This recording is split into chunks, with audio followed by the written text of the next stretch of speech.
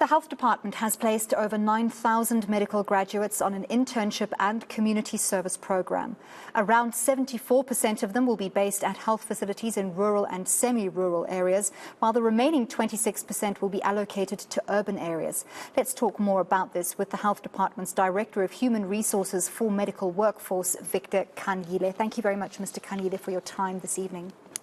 So medical students must complete a minimum of 6 years of training, then 2 years of internship, and then 1 year of mandatory community service before being allowed to qualify and ultimately practice. And just looking at those numbers, 2,402 interns placed and 7,245 community service placements. Can you tell me just for a start about the discrepancy in the numbers? Thank you so much, Anneli, for this opportunity. There is no actually discrepancy in the numbers, but just to put them in perspective, as you've already mentioned, that in terms of South African law, which is managed by the Health Professions Council of South Africa, all students who do medicine, either in South Africa or even abroad, after completion, they have to get a license to practice with the Health Professions Council of South Africa. In terms of them being eligible to practice, they have to do what we call a 2-year internship program, that is 24 months, where they do it in certain domains to ensure that they can be eligible to practice as independent practitioners.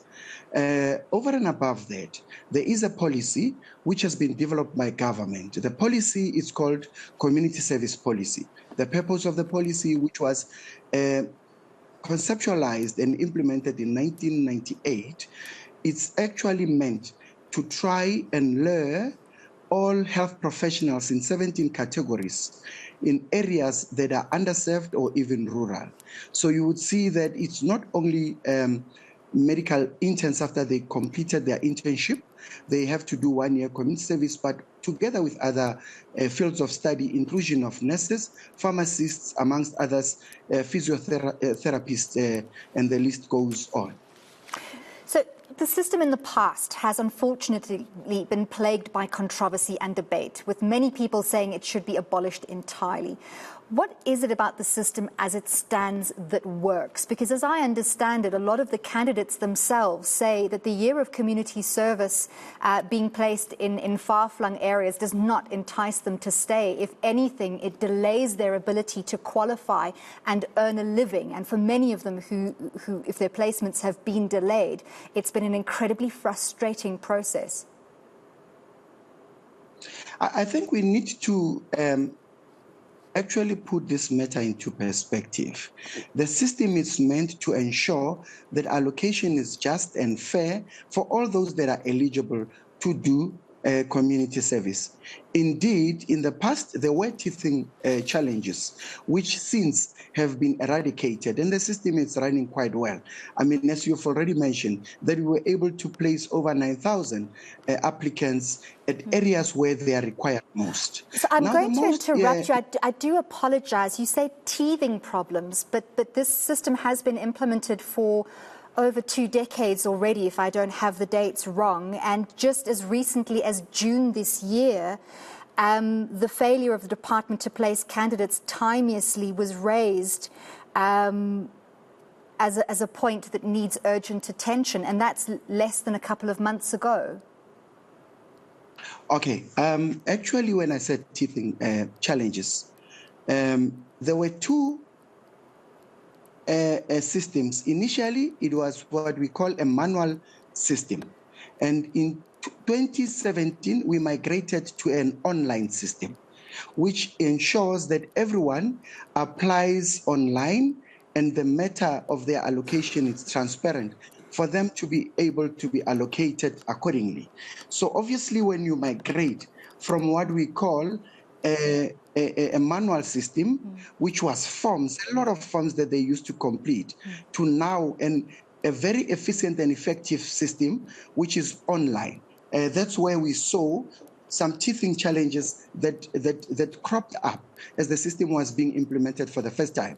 So in 2017-18, there were indeed certain challenges or teething issues that were coming out, and those have since been eradicated.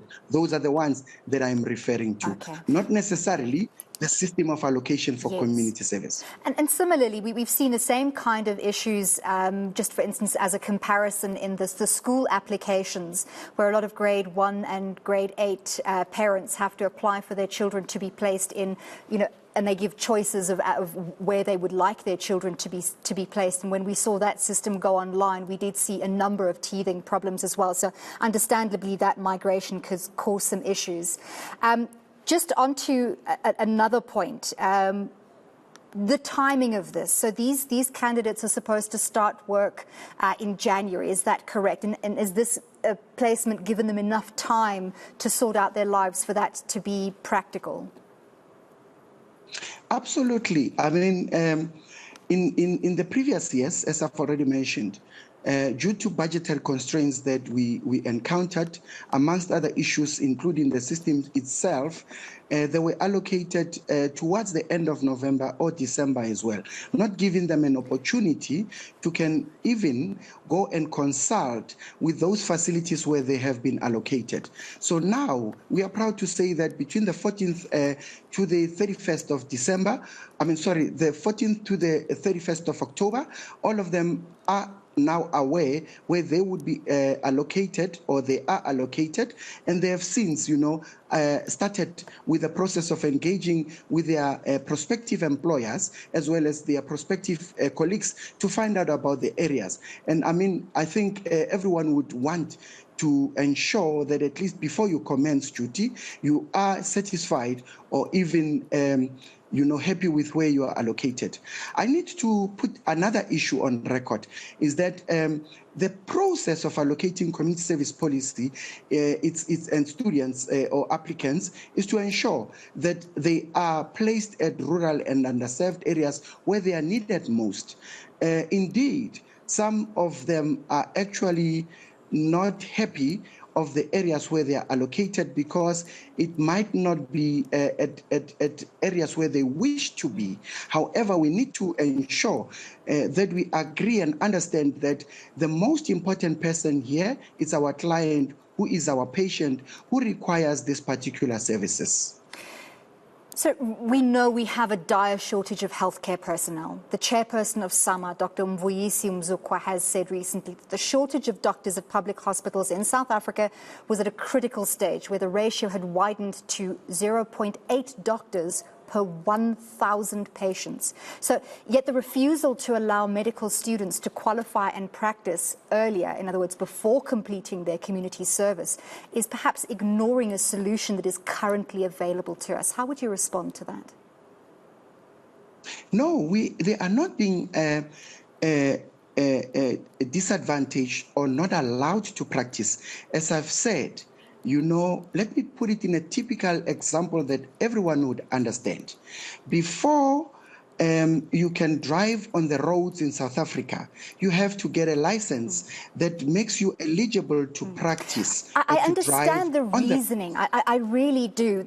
And I'm playing devil's advocate a little bit here, because there are certain people who say that after 6 years of studying, qualifying to study is a big deal. So they have to reach an incredible level of academic accomplishment before even starting their studies. Then they study for 6 years. Then they intern practically for another 2 years. So the argument is that another year is just tapping blood out of a stone and essentially preventing people from earning a living. And if we look at the amount of doctors who are choosing to emigrate because of these restrictive practices, are we not hamstringing our health department even more? I think it's quite important that I outline this again, and to inform that the practice of internship, it is actually a contract of employment. And in terms of the occupational specific dispensation regulation that has been signed off between the employer and the employee, I am pleased to inform you that if as an intern first year, they actually earn over 560,000, inclusion of rural allowance for those that are in rural areas, and commuted overtime where they are supposed to perform community service. So, overtime at a required, area of practice. So all in all, those are employment terms that they get engaged on.